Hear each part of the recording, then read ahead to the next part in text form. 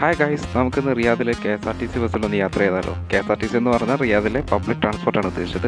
ഓരോ bus സ്റ്റോപ്പിൻ്റെ വാതിക്കലും bus പോകുന്ന root, ബസ്സിൻ്റെ നമ്പർ, ബസ് ഏതൊക്കെ സ്റ്റോപ്പിൽ നിർത്തുന്നുള്ള ഫുൾ ഡീറ്റെയിൽസ് ഉണ്ടാവും.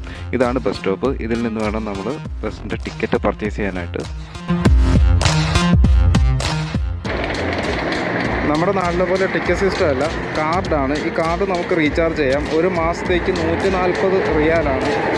20 റിയാൽ റീചാർജ് ചെയ്താൽ നമുക്ക് 3 ദിവസം യാത്ര ചെയ്യാം. അൺലിമിറ്റഡ് യാത്രയാണ് കേട്ടോ വരുന്നത്.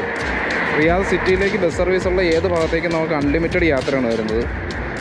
ഇതെന്തോ കംപ്ലൈൻ്റ് ആയിട്ടിരിക്കുകയാണ്. ഒരു ഡോർ കംപ്ലൈൻ്റ് ആയിരിക്കുന്നതുകൊണ്ട് ഇതിൻ്റെ ഉള്ളിലേക്ക് കയറാം. ഈ ബസ് സ്റ്റേഷൻ ഫുള്ളി കംപ്ലൈൻ്റ് ആണ് കേട്ടോ. ഇത് പാസഞ്ചർ ഇൻഫർമേഷൻ ഡിസ്പ്ലേ ആണ്. ബസ് എത്ര മണിക്ക് വരും, ഏതൊക്കെ ബസ് എത്ര മണിക്ക് വരും എന്നുള്ള ഫുൾ ഡീറ്റെയിൽസ് ഇതിൽ വരേണ്ടതാണ്. പക്ഷേ ഇത് ഫുള്ളി ഫോൾട്ട് ആയതുകൊണ്ട് ഒരു ഡീറ്റെയിൽസും അത് ഡിസ്പ്ലേ ചെയ്തിട്ടില്ല.